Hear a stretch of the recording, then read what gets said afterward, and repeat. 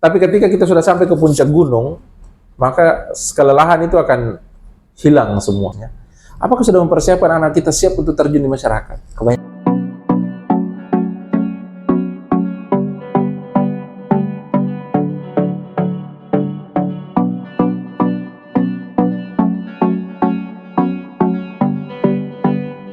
Sedikit saya jelaskan, Bapak Al ini pendidikan awalnya di UNM PGSD Tidung, Pak ya, dari 2010. 2010 selesai. Ya, 2006 masuk, 2010. 2006 masuk, berarti kita kelahiran 85, 86. 86 ya. Harusnya 2004 saya masuk, selesai 2008. Tapi sempat kuliah 5 semester di salah satu sekolah teknik. Di UNAS atau di UNM? Kendari. Dari sekolah teknik komputer. Halo Leo. Sekolah tinggi ilmu komputer, STIMIK Catur Sakti. 5 semester tapi tidak selesai, terus saya ada ikut program beasiswa, ikut ke Makassar, kuliah sejak 2006. Program beasiswanya kalau boleh tahu, program beasiswa daerah atau? Dikti anu ya? Program LPDP begitu bukan? Saya kurang tahu waktu itu, tapi Dikti penyelenggaranya itu ada namanya program beasiswa PGSD berasrama. PGSD bersama, jadi langsung. Jadi putra-putra daerah, ya, daerah terpencil direkrut untuk ikut pendidikan itu dan dipersiapkan menjadi guru SD S1 pertama. S1 pertama ya?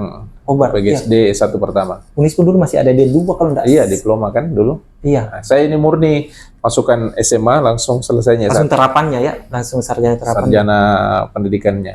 Karena kakak saya seumuran kita, dia masih dapat D2-nya. Dan dipakai mendaftar. Ya, diploma kan? Diplomanya. Saya langsung S1-nya. S1-nya ya. Kalau S2-nya teman-teman, beliau ada 2. Yang satu di Universitas Patompo 2018, ekonomi Pak ya. Iya.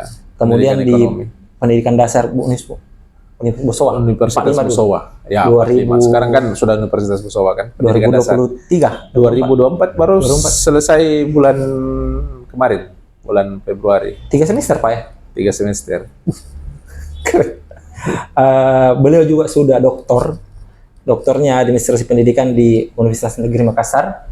Tahun berapa Pak? 2024 selesai promosi kemarin Januari. 2024 ini gelarnya 2? 2. S2 dan S3. S2 dan S3. Jadi sekarang kalau boleh tahu, Alpian Sahrudin, SPD, MPD ekonomi, MPD dasar. Dasar, doktor dulu. Doktor. Itu sudah termasuk hebat untuk guru SD ya. Menginspirasi. Iya sih. Ya, saya kenapa melakukan itu sebenarnya ingin memberikan keteladanan kepada teman-teman pendidik, kepada siswa. Kembali tadi ke Ingarsa Tuntelodo kan? Ya. Kita harus kalau dibilang sulit, ya sulit. Pasti lah. Sesulit kan, kita harus belajar, harus biaya lagi, waktu lagi, dan lain sebagainya, capek dan lain sebagainya. Katanya memang kalau mau mencapai sesuatu, kata guru saya, harus keluar uang, keluar tenaga, keluar waktu. Kalau kita kan ya ibarat bisnis kan. Iya, bisnis. Kita kan ini tidak punya modal. Iya. Kalau penjual ya ada modal kan. Ada untungnya. Yang diputar. Kalau kita guru tidak ada modal, jadi apa modal kita untuk bisa sukses, untuk bisa berbeda dari teman-teman yang lain? Itu kan filosofi saya selalu pakai itu. Saya selalu berupaya untuk memikirkan hal yang kadang-kadang orang rasa sulit, tapi saya lakukan. Kalau katanya orang berbeda dengan kita, mereka tertawa karena melihat saya berbeda. Saya tertawa karena melihat mereka sama. Nah, saya tidak begitu. Saya tidak pernah melihat orang. Saya yang penting apa yang saya lakukan ini kemudian bisa menginspirasi, apa yang bisa diceritakan, apa yang bisa dicontoh. Jalurnya beda. Paling tidak keluarga saya, anak saya, dan yang terpenting ya siswa saya. Ketika saya minta mereka untuk sekolah tinggi-tinggi kan terbukti gurunya kan sudah. Saya harus mencarikan. Beda ya dengan guru-guru kita dulu Pak yang sekolah ke sekolah kan, padahal mereka pada waktu itu mungkin akses kan. Akses pada itu enggak seperti sekarang. Tidak seperti sekarang. Kalau sekarang lagian kita kan sekarang apa susahnya kan? Apa susahnya? Fasilitas sudah mau kuliah enak. Sekarang udah kayak seperti dulu orang kalau mau kuliah pikir itu bikin tugasnya harus mengetik dan sebagainya. Sekarang kan sudah gampang. Kita juga kalau mau menyusun tugas akhir, internet ada, terus referensi tidak perlu harus ke perpustakaan kan, jurnal itu kan sudah tersedia di mana. Apa yang susah sekarang? Sekarang mungkin kemauan, tinggal kemauan dan keberanian. Berani tidak. Kalau hanya mau kan semua orang mau. Tapi ditanya maju tidak punya berani. nyali tidak. Oke, teman-teman, saya kemarin ada program di sini, Pak. Saya tertarik itu. Ice Tibet. Saya kalau dari bahasanya, terminologinya dulu, Pak. Tibet kan ada es di situ kan. Salju ya kalau Tibet itu kan puncak Cina. tertinggi kan? Cina kan? Dataran tinggi Tibet. Cina. Dan puncak tertinggi itu biasanya kan ada es di atasnya. Oh, itu filosofinya ya? Filosofinya. Jadi itu saya bikin itu pola untuk menggerakkan diri saya sebenarnya dan teman-teman. Saya bikin pola Ice Tibet. Program di sini teman-teman itu namanya Ice Tibet, Inspiring, Creation, Endorsement, Teamwork, Implementation, Branding, Evaluation, Try and Transfer. Oke. Boleh satu Pak mungkin di situ inspirasinya. Jadi sebenarnya itu saya bikin itu untuk motivasi untuk terus bergerak. Nah, jadi saya cerita ya, latar belakang saya dulu waktu kuliah kan mahasiswa pencinta alam, jadi saya suka mendaki gunung Mapala. Jadi saya pakai inspirasi itu Ice Tibet itu, yang namanya mendaki puncak itu kan butuh perjuangan, susah, butuh perjuangan. Kadang-kadang kita melihat puncak, wah keren, tapi berani tidak kita sampai ke sana? Berani nggak berdarah-darah? Nah, berani kan? Kalau kita mau sampai ke puncak, misalnya puncak apa? Puncak Himalaya kan? Atau puncak yang dekat sini mungkin Bawah Karaeng, Bulu Saram, Bawah Karaeng. Latimojong lah. Ya. Kita mau ke sana, berani tidak kita ke sana? Dengan mengingat perjuangannya. Berapa hari, kemudian pendakian yang harus saya lewati, terus ketemu dengan hewan buas, tersesat, ya kan? Kekurangan makanan, kedinginan, kehujanan, tidur, kegelapan. Mati kebanyakan. Resikonya kan.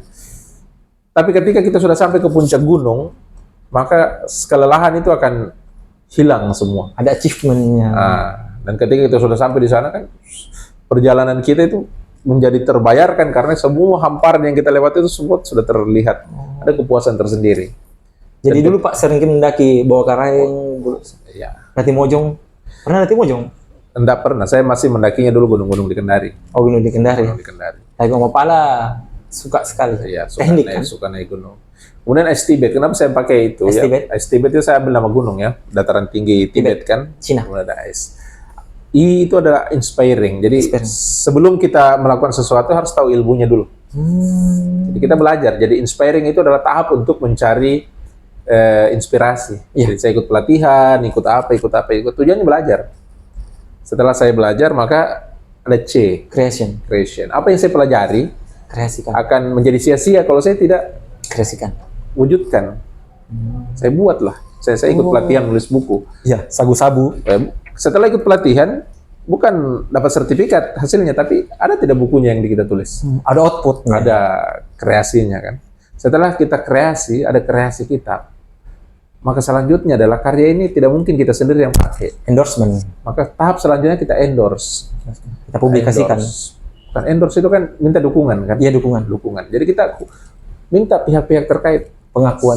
Kalau saya guru ya kepala sekolah saya, orang tua murid, atau siapakah. Ya. Kemudian ada teamwork-nya. Nah, setelah mendapat dukungan kuat, masyarakat mendukung, apa dan sebagainya mendukung, maka selanjutnya saya harus bikin tim. Tidak bisa kita sendiri. Tidak bisa jalan sendiri. Jadi saya akan bikin tim, dan tim inilah yang kalau di sekolah saya itu saya sebut dengan tim Senyumna Bawah Karaeng 1. Iya, saya pernah dengar senyumnya itu kepanjangan dari apa ya, Pak? Senang nyumbang karena Allah. Senang nyumbang karena Allah. Senyumna. Senang nyumbang. Senang nyum itu nyumbang karena Allah. Nah ya. Nah. Lanjut Pak, implementation tadi, penerapannya. Jadi teamwork itu saya beri nama tim Senyumna Bawah Karaeng 1. Jadi mereka akan bekerja karena memang lillahi ta'ala. Jadi apapun yang mereka lakukan, capek, ada keluar tenaga, keluar dana, keluar apa, ya kembali saja Allah yang bayar kan, Allah yang ini. Dan itu anggotanya ya bisa dari guru, bisa dari siswa, bisa juga dari orang tua. Kemudian sudah ada teamwork, maka selanjutnya adalah implementation. Implementasikanlah semua apa yang sudah kita anggap baik itu dalam bentuk kegiatan kah? Atau kalau kita pelatihan ya bikin pelatihan lagi kah? Kan timnya sudah ada kan? Nah, implementasikan semua itu. Kemudian di branding lah.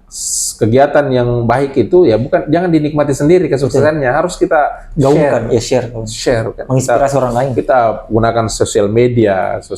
Kita kan ada Facebook, ada YouTube, ada Instagram, ada pokoknya apa saja yang bisa membuat kegiatan kita itu bisa dikenali orang banyak. Syukur-syukur kalau misalnya banyak yang terinspirasi dari kegiatan itu dan banyak lagi kegiatan-kegiatan serupa. Berikutnya.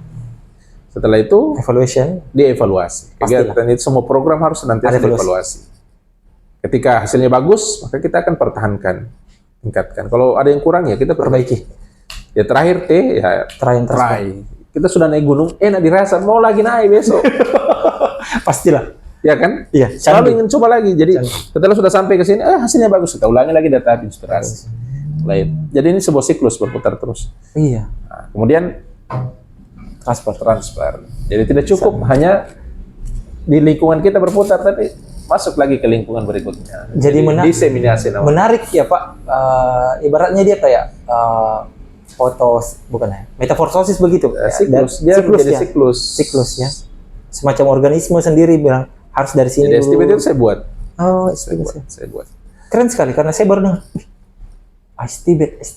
Nggak semua orang tahu Tibet kan, pasti taunya Cina. Padahal itu kan dulu negara Dataran tinggi kan. Dataran tingginya Dataran masih tinggi kayak Tibet. masih ada biksunya kayak di sana. Ya. Nggak sana. Dataran tinggi Tibet. Dan itu filosofi yang saya pakai itu karena memang saya pencinta alam. Di dalam ya. Ya. Seminar. Oke, yang kedua Pak, di sini saya lihat ada namanya Casper. Hantu tadi ya. Ya, Casper itu sebenarnya singkatan ya. Iya. Karena saya masuk di tahun 2021 itu saya kaget juga sebenarnya. Ketika saya masuk itu sekitar 3 minggu saya di sini, hampir 3 minggu saya kaget ketika saya melakukan sweeping di tas siswa saya dapat busur. Oh iya. Makassar ini kan. Ya kan, saya dapat busur anak-anak kelas 3, kelas 5 bawa busur ke kelasnya terus angka putus sekolah ya. Tinggi di Setelah pandemi saya cari astaga, ada di Dapodik tapi siswanya tidak ada di kelas. Oh. Putus sekolah. Terus prestasi siswa ketika saya masuk, waduh, sangat, kalau dibilang nol, memang nol prestasi, tidak ada prestasi. Apalagi kan pandemi kan, pandemi. Terus budaya anak selalu ingin berkelahi, terus tawuran dan lain sebagainya. Ditambah lagi ada ya masyarakat mungkin karena latar belakang pendidikan orang tua tidak begitu bagus, anaknya tidak didukung untuk peningkatan prestasi. Jadi muncul Casper ini. Muncul Casper. Casper itu sebenarnya akronim dari Care Student Personality. Jadi bagaimana memberikan pendampingan secara personal kepada kepribadian anak. Jadi kita peduli. Jadi semua apapun itu kita harus peduli. Kita cari, ini kita lakukan semacam asesmen awal lah. Asesmen awal. Pulko Merdeka kita asesmen awal, terus kita cari, penyebabnya ini apa, terus solusinya apa gitu. Nah, setelah kita dapat solusinya, kita akan mungkin saya lakukan analisis SWOT dulu. Iya. Nah, kan setelah itu hasilnya alhamdulillah. Yang tadinya siswa saya itu cenderung negatif kan. Nah, sekarang alhamdulillah positif, prestasinya mereka meningkat. Sejauh ini Pak sangat berhasil program ini. Ini mungkin bisa ditiru oleh teman-teman yang lain di daerah-daerah. Sangat berhasil karena kenapa? Iya. Sudah tidak ada lagi anak tawuran, tidak ada lagi bawa busur ke sekolah. Justru yang ada tiap hari Senin piala yang mereka bawa ke sekolah. Penghargaan. Satu pencapaian juga ya Pak dari Casper ini. Casper, Care Student Personality. Jadi peduli terhadap kepribadian itu saya terapkan sejak saya masuk di sini. Saya ajak teman-teman saya yang tim Senyum Nabawakar yang satu itu untuk sama-sama melihat apa sih potensi yang ada di kelas kita masing-masing. Ya. Tentu anak-anak itu kan punya potensi yang berbeda-beda. Maka tugas kita di sekolah itu memberikan pelayanan, mencari tahu. Ada yang suka main bola, saya bikinkan futsal. Alhamdulillah tim futsal saya kemarin itu sudah juara. Bahkan sudah dilatih langsung oleh Abdurrahman tim PSM itu. Saya lihat kemarin itu juniornya sama seniornya sama-sama juara. Junior sama senior sama-sama juara. Padahal yang dari dulunya tidak. Dulunya main busur-busur. Akhirnya sekarang karate juga saya bikinkan karate. Drum bandnya saya kasih aktif, tari-tariannya. Bahkan ada di sini saya bikinkan program tahfiz. Bahkan sebelum ada program kawasan santri yang Pemkot punya itu di sekolah kami sudah jalan program hafalan itu mengajinya anak-anak. Itu kami aktif, bahkan ada marawis juga di sini. Kita aktifkan semua. Sampai marawis ada juga Pak. Menarik ini teman-teman. Marawis saya itu hanya untuk emak-emak saya kan, ternyata ada juga. Oke Pak, tadi itu sudah STB programnya Casper. Sekarang yang saya mau tahu dong, kelas berbintang ini sebutan kah atau kelas berbintang itu saya sebenarnya dasarnya itu selain dari 18 revolusi pendidikannya, ada sekolah bintang 5, tapi saya itu merasa tertantang sebenarnya. Kita menuju sekolah bintang 5, tapi kan indikator untuk mencapai sekolah bintang 5 itu kan kita tidak tahu. Ya, tidak tahu.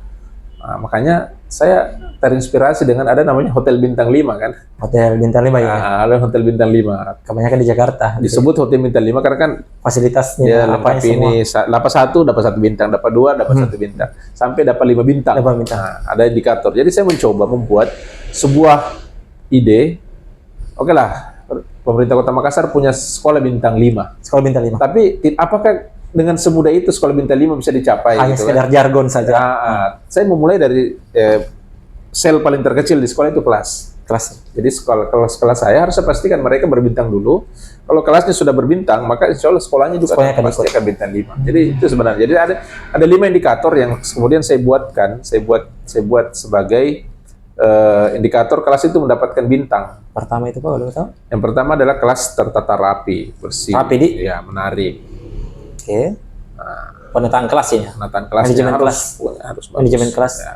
Kedua, Penataan kelasnya. Kemudian yang kedua ada integrasi literasi dan numerasinya di dalam. Ada pojok baca. Kemudian semua pajangan-pajangan itu bisa digunakan sebagai media pembelajaran. Itu bukan hanya sekedar dipajang. bukan hanya sekedar dipajang. Seperti kita dulu gambar pahlawan. Sembarang kan, tidak ada maksudnya apa. Gambar pahlawan saya cunya di nama sih. Kemudian yang ketiga, terintegrasi dengan program pemerintah yang metaverse. Oh, yang terkini virtual reality. Harus digitalisasi masuk di dalam. Oh, digitalisasi, augmented reality ya.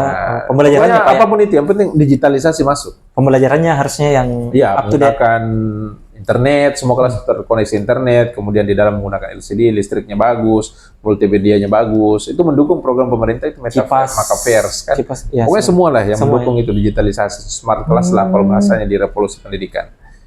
Jadi sudah metaverse sini Pak, kebanyakan itu Sudah. mengikuti itu programnya Sudah. pemerintah. Iya, kami yang pertama melakukan itu. Keren sebenarnya. Yang augmented reality itu yang virtual reality ya. juga kami Iya, sudah saya lihat lakukan. fotonya itu Pak.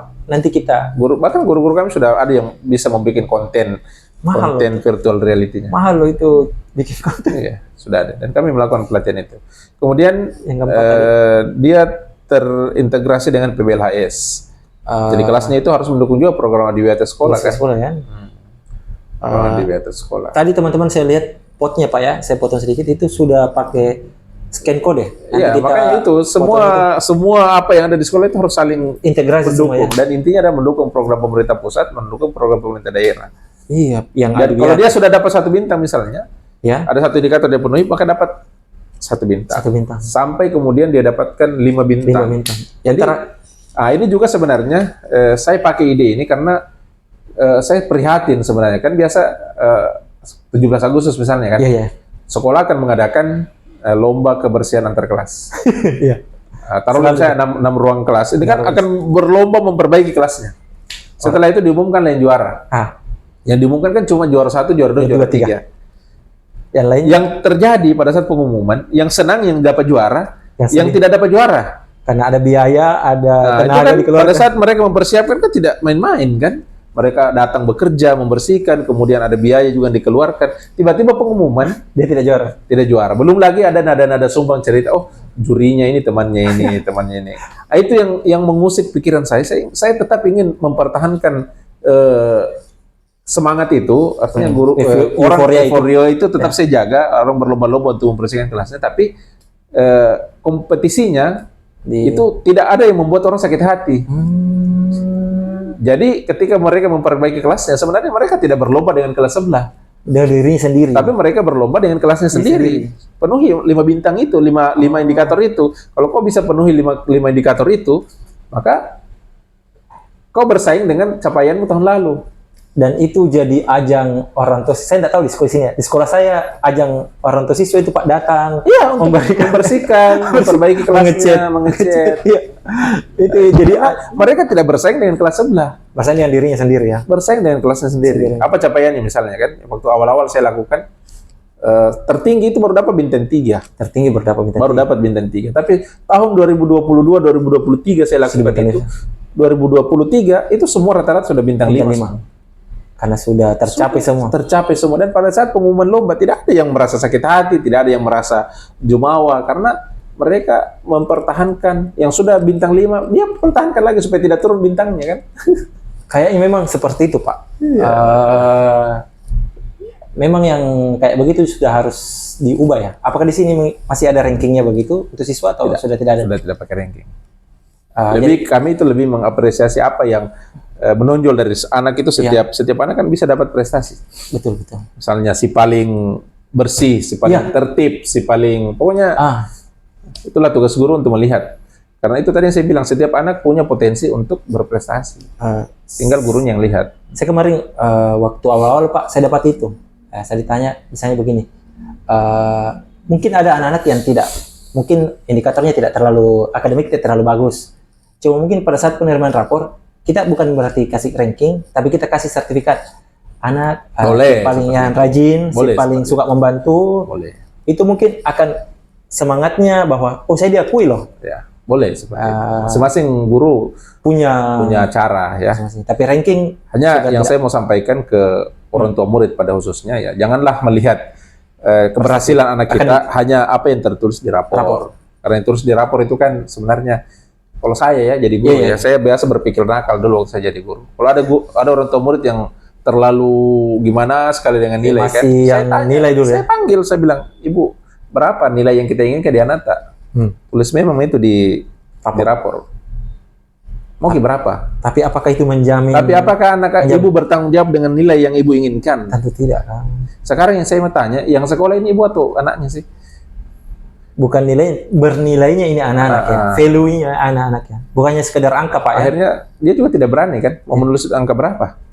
Tidak berani. Dia tidak tahu. Jadi saya bilang, Ibu, kalau ibu menginginkan anak Anda mendapatkan hasil yang maksimal, yakin dan percaya Ibu, kalau misalnya Ibu hanya target, misalnya anak Anda mau masuk di SMP ini dengan target nilai sekian, itu insya Allah akan saya penuhi. Tapi yang saya minta dari Ibu adalah tolong bantu kami sekolah. Kalau kita ingin misalnya anak kita dapat 90 di rapor, itu harus bisa dipertanggungjawabkan. Kan aneh juga kan, ditulis 90 di rapor, tapi perkalian tidak hafal kan? Kayaknya itu banyak Pak, bukan ada juga. Iya, itu karena ya tanda petik mungkin ditulis saja tapi tidak ada proses tanggung jawab di belakangnya. Secara di atas kertas saja kan? Kertas. Tapi saya tidak, saya menginginkan ketika kita mau lah kita komitmen ya. Misalnya dulu zaman saya guru kan, orang masuk SMP itu kan masih standar rapor nilai kan, harus bagus nilainya. Akhirnya orang tua itu selalu meminta diperbaiki nilainya. Saya bilang saya tidak mau memperbaiki nilai anak Anda. Saya bisa pertanggungjawabkan nilai rapor yang tertulis itu di rapornya itu memang nilai dia. Ya, tapi harus kita sama-sama kerjasama ya. Jangan hanya gurunya saja diserahkan beban untuk ini, terus gurunya juga biarkan deh, bukan jangan aku kasih misalnya. Kalau sekedar menulis gampang kan? Sekali Pak. Siapa yang bisa protes nilai guru? Siapa yang bisa itu protes? prerogatifnya guru kan? Iya kan, rahasia kita kan. Bahkan kepala sekolah mungkin Kepala sekolah juga. Iya. Guru wali kelas persoalannya adalah apa kita bisa bertanggung jawabkan. Betul. Implementasinya ke depannya jangan sampai nanti dia membawa nama sekolah. Jadi itu selalu saya sampaikan, jadi tidak usahlah persoalkan tentang berapa nilai yang tertulis di situ, tapi bertanyalah ke guru, Pak, ini anak saya sudah tamat di SD Bapak, tapi kalau dia tidak bisa apa-apa, bicara di depan saja tidak bisa kan, memperkenalkan diri di depan temannya saya tidak bisa. Harusnya orang tua itu bertanya yang kayak gitu-gitu. Jangan bertanya berapa nilai IPA-nya, berapa nilai, pengembangan diri terlalu rendah level berpikir kita kalau rapor itu yang kita jadikan sebagai patokan. Tapi saya selalu mengajak ke guru-guru, tolong orientasi kita itu adalah orientasi life skill, apa yang mereka mau pakai nanti kembali ke masyarakat. Karena ketika mereka sudah tamat misalnya nilai rapornya berjejer angka 100 di situ, apa gunanya nilai rapor itu? Saya pernah baca itu banyak sarjana stres, tapi banyak juga penyapu jalanan lulusan SD itu bahagia karena mereka tahu apa yang mereka cari. Iya, apa mereka cari. Intinya kan kita kembali ke masyarakat bermanfaat atau tidak? Ya, betul. Sekarang pertanyaannya di sekolah kita, di sekolah-sekolah yang ada di Kota Makassar dan khususnya, apakah sudah mempersiapkan anak kita siap untuk terjun di masyarakat? Kebanyakan tidak. Tidak kan? Hanya sekedar nilai rapor. Hanya mengejar capaian buku paket. Iya. Saya tidak mau mengatakan capaian kurikulum, tidak, karena kurikulum maunya tidak begitu. Tidak begitu sekarang. Guru-guru kita itu berpikirnya bukan kurikulum, tapi berpikirnya adalah buku paket, LKS. Sekarang bukan zamannya kompetisi, tapi kolaborasi kan? Kolaborasi. Jadi guru itu berpikirnya harus lebih maju lah. Jangan hanya ingin menuntaskan apa yang di buku paket, itu guru zaman. Saya tidak tahu ini Pak, apakah ada di pendidikan Anda, mungkin SD, SMP, yang dulunya teman kita itu biasa-biasa saja. Iya. Dan sudah terbukti kan? Sudah terbukti. Justru yang mohon maaf, yang banyak berhasil itu adalah yang tukang bolos, yang dulu di sekolah itu dijustifikasi bahwa kau ini anak siswa yang gagal. Tapi justru mereka yang sukses sekarang. Terus yang pintar-pintar itu mana sekarang? Iya. Ya kan? Bahkan kalau boleh, dia yang punya perusahaan, dia punya apa? Saya pernah bertemu dengan salah satu ini, dia cerita. Dia adalah siswa yang paling, pokoknya dikatakan sebagai apa, jenggonya waktu zaman itu, tukang berkelahi, tukang apa. Tapi, ya tanda petik ya, kesuksesan itu justru dia lebih sukses ketimbang teman-temannya. Iya. Dan ada artikel yang saya pernah baca, orang-orang yang ranking 1 sekarang, dulu waktu zaman sekolahnya, itu kebanyakan bekerja di perusahaan-perusahaan orang-orang yang di bawah, yang nyontek-nyontek sama dia dulu waktu. Ini bukan berarti kita bukan berarti ini ya, tapi artinya mindset guru itu harus dirubah. Tapi mungkin dia menemukan sesuatu bahwa saya tidak bisanya di akademik. Mungkin justru saya berpikirnya seperti ini. Justru anak-anak yang berada dalam kondisi misalnya dijustifikasi nakal, sebenarnya mereka tidak nakal, mereka itu hanya butuh perhatian saja sebenarnya, untuk menyalurkan arah, butuh ini. Hanya kemudian kita guru, mindset kita adalah yang tertib itu yang duduk di depan kelas terus mengikuti tangan yang menyeragamkan, yang tidak ada neka-neko di kelas, itu yang kita anggap sebagai keberhasilan pembelajaran, padahal tidak. Seperti kata Einstein pernah bilang kan, yang kalau kita menilai sesuatu dari monyet bisa memanjat pohon, maka ikan pasti akan merasa bodoh karena dia tidak. Jadi saya selalu mengatakan jangan itu yang dipakai. Ukuran itu tidak bisa dipakai. Ukuran keberhasilan orang adalah ketika dia jadi orang nanti di masa depan. Betul. Jangan kok menjustifikasi yang ada sekarang. Terus kita ratakan semua siswa kita harus seperti ini maunya guru. Itulah mengapa ada anak nakal. Sebenarnya tidak ada anak nakal. Butuh perhatian mungkin. Butuh perhatian, dan tugas kita sebagai guru ya harus bisa memfasilitasi semua perbedaan-perbedaan keinginan anak ini. Dikembalikan tadi ke itulah sebenarnya yang diinginkan oleh Ki Hajar Dewantara. Among kalau tidak salah itu. Sistem Among. Sistem Among itu sebagai penuntun. Kalau tidak, iya sistem Among kalau tidak salah. Sistem Among. Dia sebagai penuntun dan sebagai pamong. Jadi dia tuntun dan pamong itu menjaga supaya siswa kita itu selamat, sejahtera jiwa raganya. Jadi kalau siswa tidak suka matematika jangan dipaksa. Ini kan susahnya kita, semua harus pintar matematika. Ada standar yang harus dilalui. Ada standar. Kalau saya enggak. Bahkan saya mengajar matematika pun saya ajarkan dengan konsep yang mereka mau ketika saya jadi guru. Misalnya saya mau mengajar materi tentang kubus. Iya, kubus. Saya sudah jelaskan kubus itu seperti ini. Saya kasih ciri-cirinya.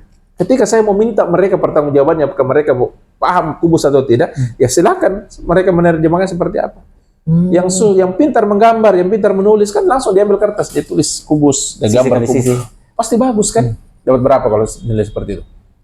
Dapat nilai tinggi kan kalau pasti dapat 100 kan? Dia kan bidangnya, pasti dia kuasai. Bagaimana siswa yang tidak bisa menulis, yang tidak bisa menggambar? Karena tidak sedikit juga siswa kita disuruh gambar kubus, malah jadi apa kan? Segi empat saja. Tidak tahu. Sisinya apa, ada sisi yang berbayang-bayang itu kan jadi hilang kan sisi. Atau mungkin jadi balok dia. Ya. Tapi dia paham kubus. Dia paham. Langsung ke sisi kelas cari. Dia cari misalnya benda-benda, tegel. Dia dapat misalnya kotak minuman kan? Misalnya teh kotak misalnya. Dia bawa ke depan guru, Pak, ini kubus. Sebenarnya Pak, ini bukan kubus, ini balok.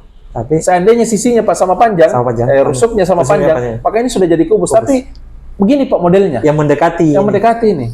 Oh. Jadi kita apakah siswa berhasil belajar? Berhasil. Karena dia tidak bisa menginterpretasikan. Siswa yang tidak bisa ini, dia langsung keluar mencari potongan kayu atau lidi-lidi, dia cari tali, dia ikat. Kemudian membentuk kubus. Dia bawa ke depan gurunya, Pak, ini kubus saya. Apakah dia paham kubus? Paham. Nilai berapa diberikan? 100. Sesuai dengan pemahamannya. Ada anak yang dia suka bermain imajinasi. Dia suka toko kartun, suka toko apa. Dia gambar, dia ambil kertas, Pak, langsung gambar. Dia gambar Naruto. Naruto lagi pindah rumah. Alat untuk angkut barangnya berbentuk kubus. Dia bilang, Pak, ini Pak, kubus saya. Mana kubusnya? Itu Pak, tempat barang-barangnya Naruto.